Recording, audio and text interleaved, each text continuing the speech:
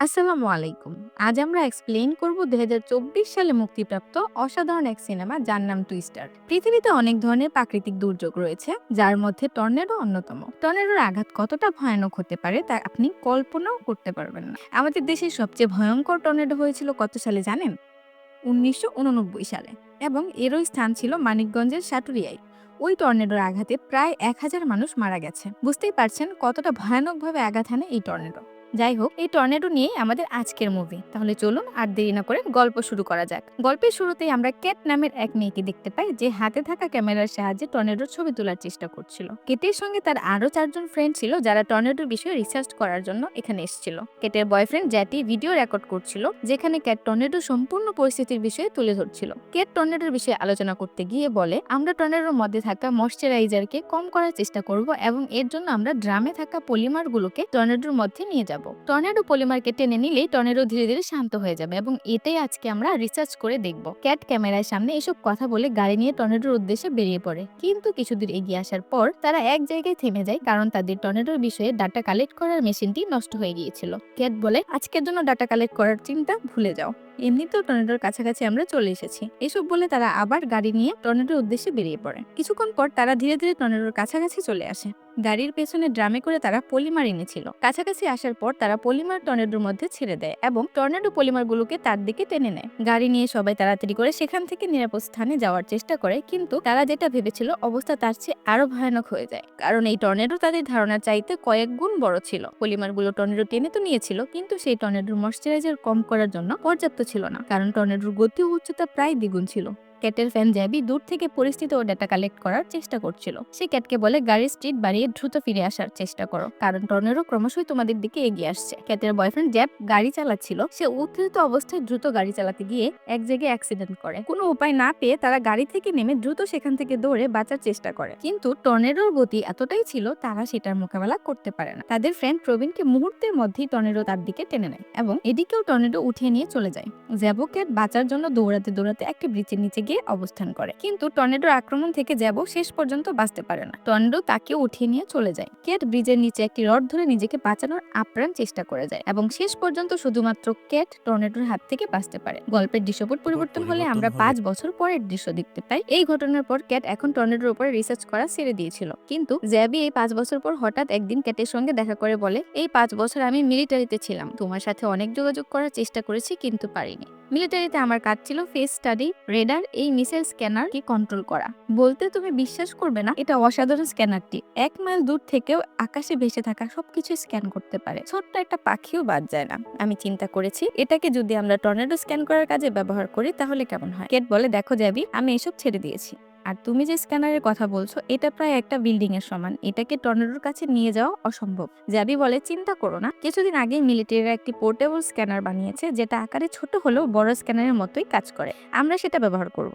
একবার চিন্তা করে দেখো, এই স্ক্যানারের সাহায্যে টর্নেডোর মধ্যে সবকিছু আমরা দেখতে পারবো, টর্নেডো কতটা শক্তিশালী সেটা জানতে পারবো, এতে করে অনেক মানুষের জীবন বাঁচানো সম্ভব। একমাত্র তুমি আমাকে সকল বিষয়ে সাহায্য করতে পারো, তুমি কি চাও না তোমার বয়ফ্রেন্ড জ্যাকি শান্তি পাক? জ্যাবির এসব কথা শুনে কেট না চাইলেও শেষ পর্যন্ত রাজি হয়ে যায়। এরপর দেখা যায় জ্যাবি কেটকে সাথে নিয়ে তার টিম মেম্বারদের সাথে পরিচয় করে দেয়। জ্যাবি বলে, এই হচ্ছে ক্যাট, যে টর্নেডোর বিষয়ে আমাদের সাহায্য করবে। ক্যাটের মস্তিষ্ক এতটাই প্রখর যে স্যাটেলাইটের আগে টর্নেডো কোথায় আঘাত হানবে সেটা বলে দিতে পারে। ক্যাটের সঙ্গে পরিচয় করিয়ে দেওয়ার সময় হঠাৎ সেখানে হইচই পড়ে যায়। দেখা যায় টেইলর নামের এক আগুন সেখানে সবার উদ্দেশ্যে জার্সি বিক্রি করছিল। আসলে টেইলর ছিল একজন ইউটিউবার, টর্নেডোর ভিডিও বানিয়ে সে ইউটিউবে আপলোড করতো, এবং এজন্যই সে এত জনপ্রিয় ছিল। জ্যাবি ক্যাটকে এসব থেকে দূরে সরিয়ে নিয়ে গিয়ে ক্যাটকে বলে, আকাশে ২টা টর্নেডোর সৃষ্টি হচ্ছে, একটা ইস্ট আর একটা ওয়েস্ট, আমরা কোনটার পিছু করব। ক্যাট বলে, আমার ভাবার জন্য কিছু সময় দাও।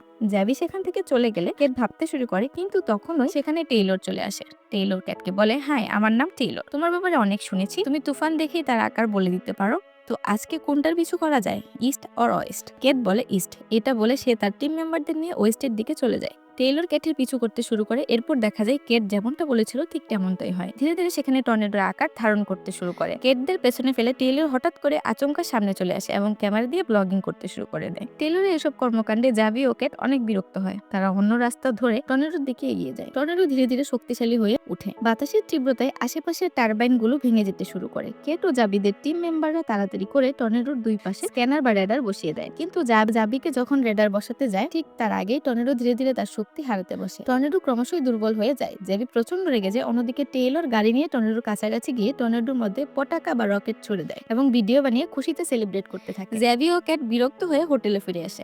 এই হোটেলে টেইলর ও তার টিম আগে থেকেই অবস্থান করছিল। টেইলরকে দেখে বলে, তোমরা টর্নেডোর বিষয়ে অনেক আগে থেকেই কি স্টাডি করেছো?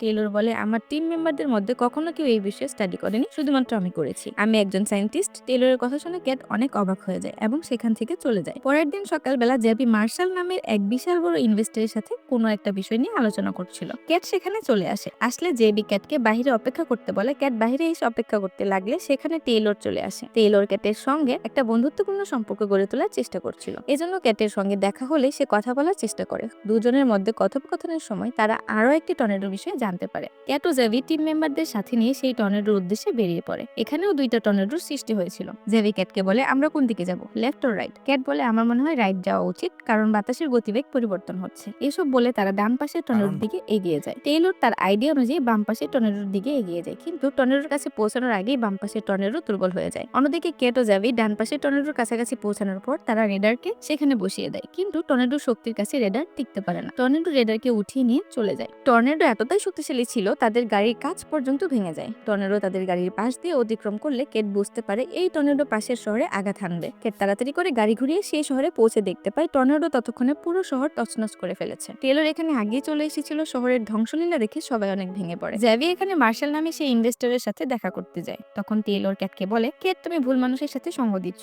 জ্যাভি ও তার টিম স্বার্থের জন্য তোমাকে ব্যবহার করছে। তারা টর্নেডোর ধ্বংসস্তূপের ফয়দা নিয়ে কম দামে শহরে এইসব জমি কিনে নেয় এবং বিনিময়ে তাদের সামান্য কিছু টাকা দেয়। ক্যাট বলে, তুমিও তো এখানে সবাইকে সাহায্য করছো, তাদেরকে খাবার ও বস্ত্র দিচ্ছ, তুমিও কি স্বার্থের জন্য করছো? টেইলর বলে, আমি আমার ইউটিউব চ্যানেল থেকে যে টাকা পাই সব টাকা ক্ষতিগ্রস্ত হওয়া মানুষদের জন্য ব্যবহার করি এবং জার্সি বিক্রি হওয়া টাকাগুলো আমি এখানে বিলিয়ে দেই। টেইলরের মুখ থেকে এসব কথা শুনে ক্যাটের মনে টেইলরের জন্য সম্মান অনেক বেড়ে যায় এবং জ্যাবির উপর সে প্রচন্ড রেগে যায়। ক্যাট ও টেইলরের মধ্যে সুন্দর একটা বন্ধুত্বপূর্ণ সম্পর্ক গড়ে ওঠে এবং এরপর রাতের বেলা তারা একসঙ্গে বুলফাইট ম্যাচ দেখতে যায়।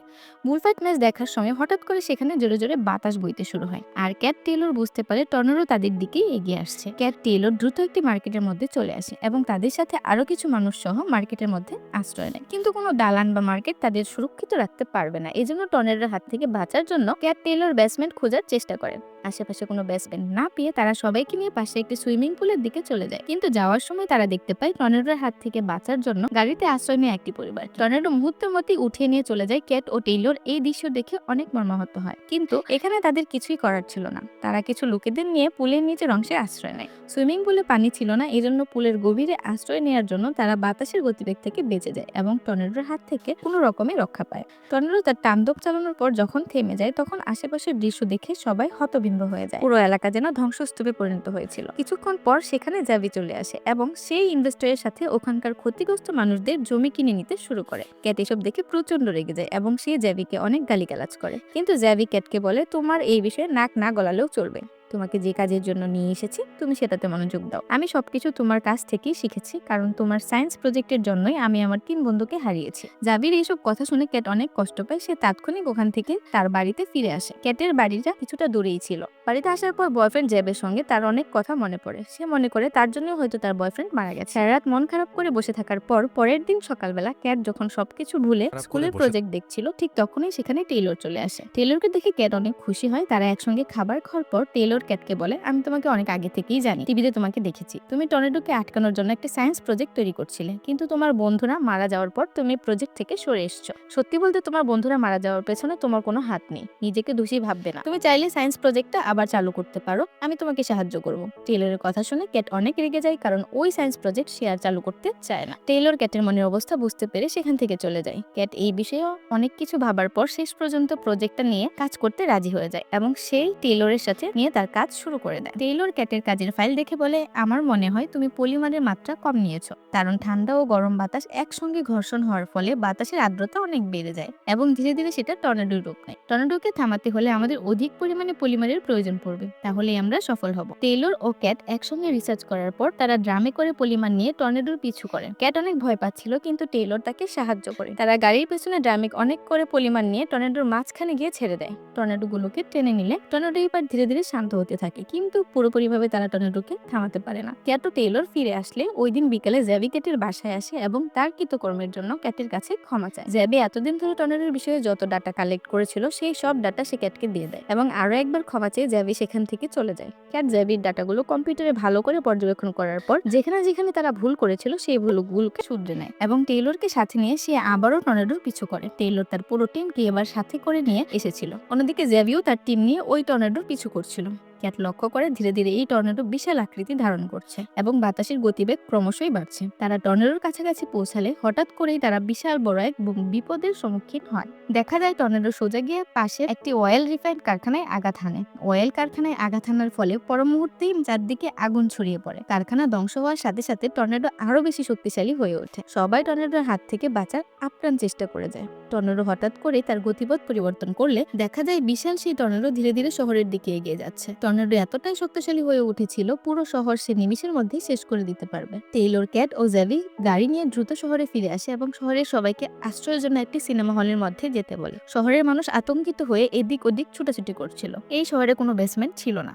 সিনেমা হলে আশ্রয় নেওয়া খুব একটা নিরাপদ নয়, কিন্তু তারপরেও তাদের হাতে অন্য কোনো উপায় ছিল না। টর্নেডো শহরের প্রায় কাছাকাছি চলে এসেছিল। একের পর এক বিভিন্ন স্থাপনা বাতাসের প্রকোপে উড়ে যেতে শুরু করে। টেইলর মানুষদের সাহায্য করার সময় তার শরীরের উপরে ভারী কোনো বস্তু এসে পড়ে। প্রচন্ড ব্যথায় সে কাতরাতে শুরু করে। টেইলর নিজেকে সেই বস্তুর নিচ থেকে বের করার চেষ্টা করলেও সে ব্যর্থ হয়। তার পা খুব খারাপভাবে আহত হয়েছিল। টেইলরকে সাহায্য করার জন্য জ্যাবি ও ক্যাট সেখানে চলে আসলে তাকে দ্রুত সেখান থেকে বের করে সিনেমা হলের দিকে নিয়ে যায়, কিন্তু এর মধ্যে বিশাল বড় এক পানির ট্যাঙ্কার তাদের উপরে এসে ভেঙে পড়ে। অল্পের জন্য তারা প্রাণে রক্ষা পায়। দ্রুত তারা সিনেমা হলের মধ্যে গিয়ে আশ্রয় নেয়। টর্নেডোর আঘাতে সিনেমা হলের ছাদ উড়ে যেতে শুরু করে। অনেক মানুষকেও টর্নেডো উঠিয়ে নিয়ে চলে যায়। ক্যাট বুঝতে পারে এভাবে চলতে থাকলে তারা কেউ বাঁচবে না। এজন্য সে কাউকে কিছু না জানিয়ে সবাইকে বাঁচানোর জন্য নিজের জীবনের পরোয়া না করে গাড়ির পেছনে পলিমান নিয়ে টর্নেডোকে থামানোর জন্য এগিয়ে যায়। টর্নেডোর কাছাকাছি পৌঁছানোর পর সে গাড়ির একটি যন্ত্রাংশ চালু করে দেয়, যেটা গাড়িটাকে মাটির সঙ্গে আঁকড়ে ধরে রাখবে। এরপর সে পলিমারগুলোকে টর্নেডোর মধ্যে ছেড়ে দেয়। পলিমারগুলোকে টর্নেডো টেনে নেওয়ার পর টর্নেডোর অনেক পরিবর্তন হয় এবং ধীরে ধীরে বিশাল আকারে সেই টর্নেডো শান্ত হয়ে যায়। টর্নেডো শান্ত হয়ে গেলে টেইলর ও সবাই দৌড়ে ক্যাটের কাছে চলে আসে। ক্যাটের গাড়ি উল্টে গিয়েছিল, কিন্তু ভাগ্যক্রমে সৃষ্টিকর্তার অশেষ রহমতে সে এখনো বেঁচে ছিল। ক্যাটের এই বাহাদুরির জন্য সবাই তাকে সম্মাননা জানায়, কারণ তার জন্যই শহরের সব মানুষ বেঁচে গিয়েছিল। দৃশ্যপট পরিবর্তন হলে আমরা বেশ কিছুদিন পরের দৃশ্য দেখতে পাই। ক্যাটের এক্সপেরিমেন্ট সফল হয়। নিউ ইয়র্ক থেকে সে ফান্ডিং পেতে চলেছে, যে ফান্ডিং এর সাহায্যে এই প্রজেক্টটাকে সে আরো বড় করবে। ক্যাট, জ্যাবি ও টেইলর একসঙ্গে এই প্রজেক্টে কাজ করবে এবং টর্নেডোর মোকাবেলা করবে। যাই হোক, গল্প এখানে সমাপ্তি হয় আজকের মতো। বিদায় নিচ্ছি। আল্লাহ হাফেজ। সবাই ভালো থাকো, সুস্থ থাকো।